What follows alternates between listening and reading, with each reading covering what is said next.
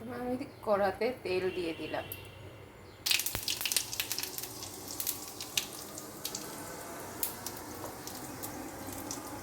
তারপরে আমি এই কচু আলুটা দিয়ে দেব।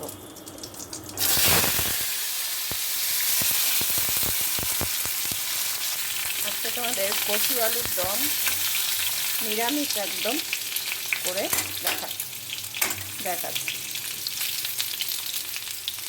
কচু আলুর দম আজকে ট্রাই করবো। দেখো তোমরা, একদম নিরামিষ। এখানে লাগছে নুন, হলুদ, লঙ্কার গুঁড়ো, জিরের গুঁড়ো,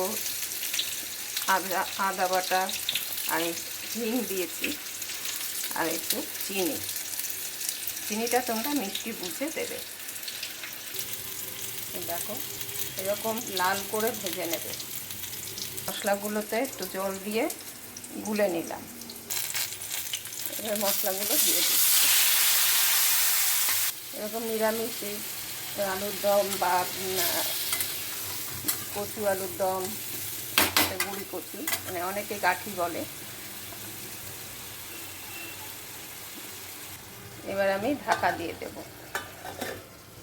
গাঠিটা আমি সেদ্ধ করে নিয়েছি, তাও সেদ্ধ আরেকটু হবে। যতক্ষণ না হয় তোমরা দেখতে থাকো, আমি আসছি।